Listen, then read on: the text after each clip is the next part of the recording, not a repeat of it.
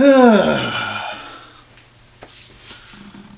I've been meaning for some time to do an update video to some of the sharpening and polishing method videos that I've done in the past.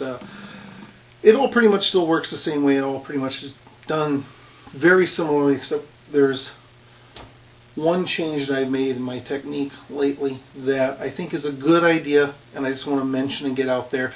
A lot of people already do it, but it increases safety. All right, so still using oil and sandpaper, wet dry sandpaper, automotive stuff, and all that. You know, all the stuff before is still the same.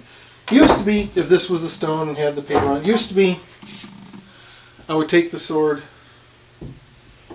hold the sword in my hands, and move it over the abrasive. That still works. That can still be done.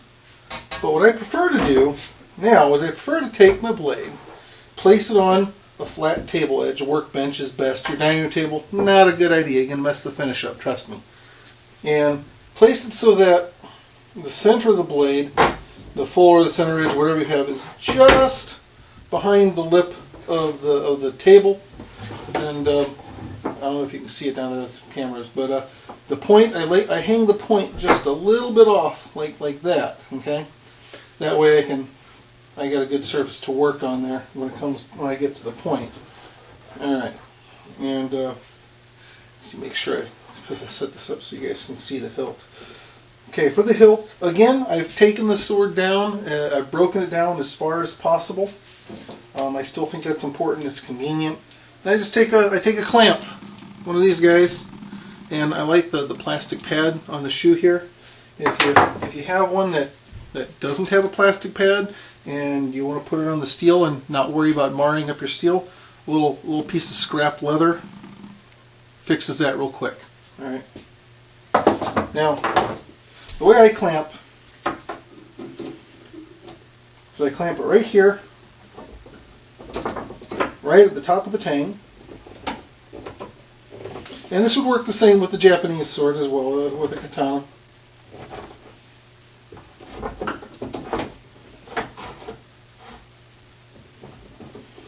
They're shaped a little different. But you can do the same thing. You just have to situate it and fool with it a little bit to where it's exposing the edge just off the edge, exposing the edge, you know, just over the corner of the table, and you know, so you can work on it and get to it. Of course, with the curve of the blade, it's going to be a little bit different, but it's real. You can figure it out. I'm sure you can. It's not hard at all, so I'm not going to worry about that. Then I take another clamp and I put it at the end of the tang, and I tighten both of these down really tight. The reason I do this is I want to leave the entire blade unblocked, so I can work the entire blade. Okay, and yeah. Because I don't want to be sanding and running into this and not being able to work the blade because the clamp's in the way. And that's pretty firm. Down two clamps like that, one at each end of the tang. Then I take one of these rubber sanding blocks. You can also use the big long drywall guys if you want, or a piece of wood. You know, it's all good. It all works. And I put my paper in there.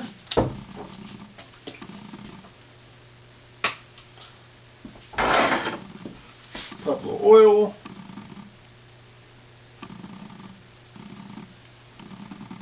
And this process actually works exactly the same way.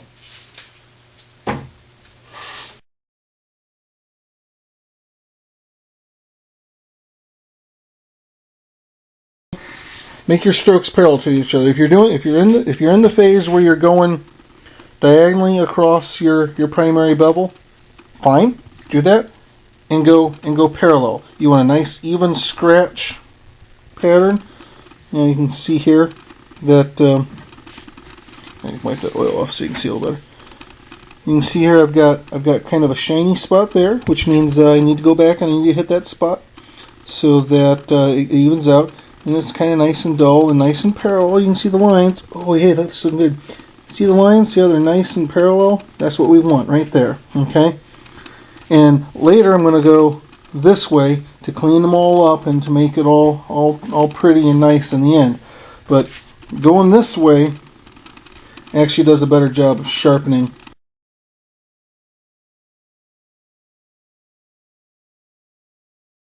So anyway, though, the big change though is that I like to clamp my blade down now. Some smiths showed me this, and I've been using it for a while now, and I think it's the way to go. You can still move your blade over the abrasive if you really want to, but it's not as safe, and you tend to cut yourself a little bit more often. And I don't know about all you, but I don't like cutting myself. So anyway, thank you. Hope all your sharpening and polishing goes well.